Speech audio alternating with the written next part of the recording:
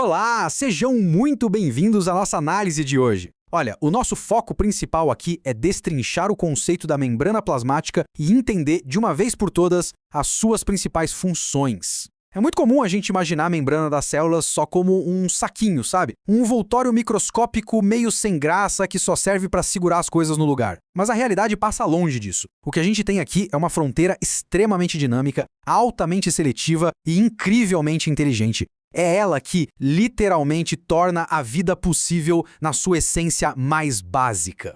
Bom, vamos mergulhar logo nisso. Olhando para essas células arredondadas, os nossos glóbulos vermelhos, é até chocante pensar que cada uma delas, assim como todas as células do seu corpo, está cercada por uma barreira absurdamente fina, medindo só de 6 a 10 nanômetros de espessura. É muito fino. Essa é a nossa membrana plasmática, ou plasmalema, e apesar de ser quase invisível, ela é construída de um jeito tão perfeito que consegue manter a carga elétrica da célula e controlar rigorosamente cada coisinha que tenta entrar ou sair. Ela é o limite físico absoluto entre o que é o ser vivo e o que é o resto do mundo. E o nosso roteiro de hoje é bem direto. Vamos passar pelo conceito de fronteira, entender o famoso modelo do mosaico fluido, mergulhar nas funções principais, dar uma olhada no transporte celular e, para fechar com chave de ouro, descobrir como a célula funciona como uma bateria. Então, começando pelo ponto número 1, o conceito de fronteira.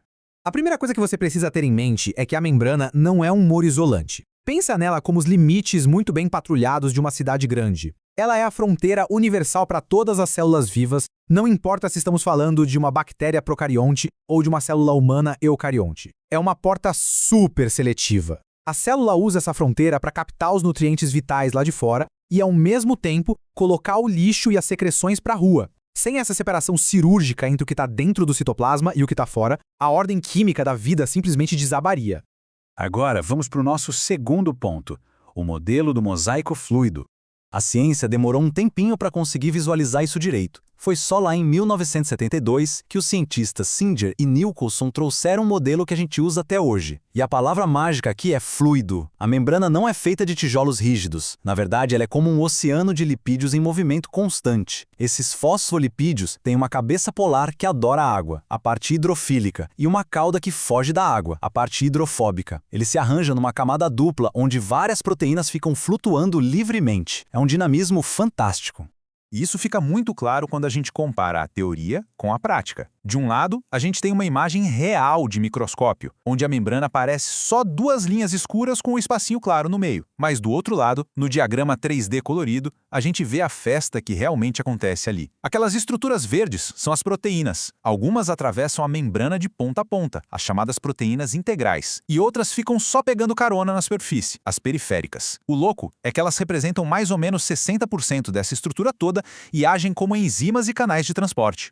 Mas espera, não é só gordura e proteína não. A gente também tem uma camada importantíssima de açúcares. Nas células animais, essa camada mais externa é chamada de glicocálix. Imagina o glicocálix como um escudo de proteção que também funciona como um crachá de identificação da célula.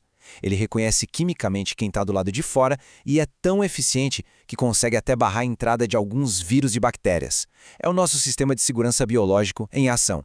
O que nos leva perfeitamente ao ponto 3, as funções principais dessa estrutura. Como o nosso foco é justamente entender o que a membrana faz, olha só essa lista. São pelo menos 9 responsabilidades pesadas.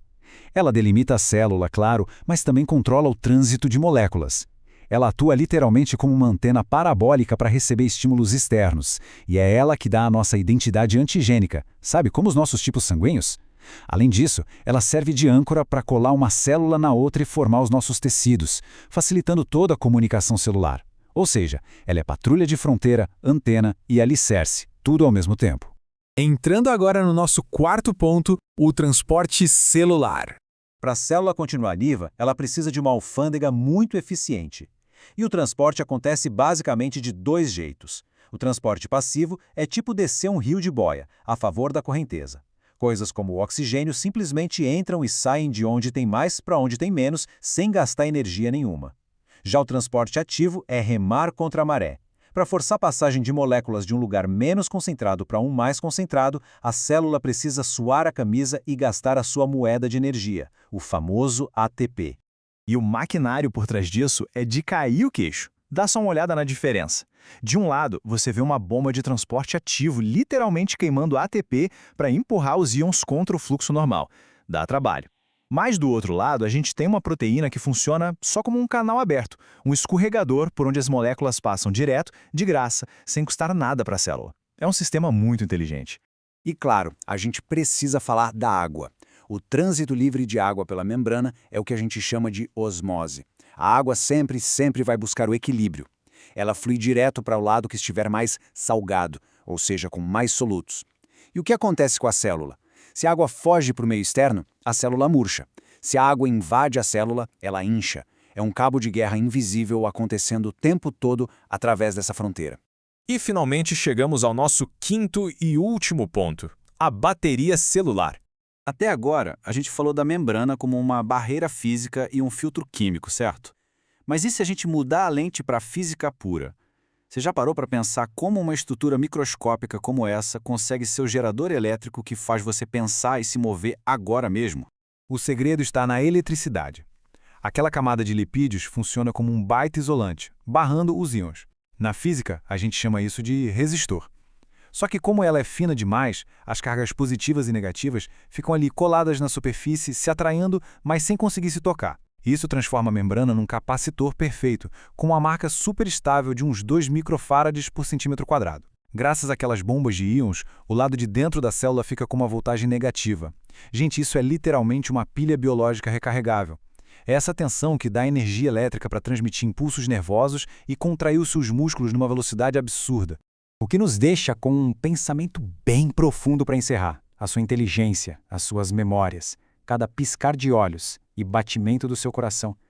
Tudo isso depende dessas pequenas faíscas elétricas dançando através de um mar de lipídios de míseros 5 nanômetros. A membrana plasmática não é só uma embalagem, ela é a fronteira viva, pulsante e eletrificada que dita as regras da própria vida.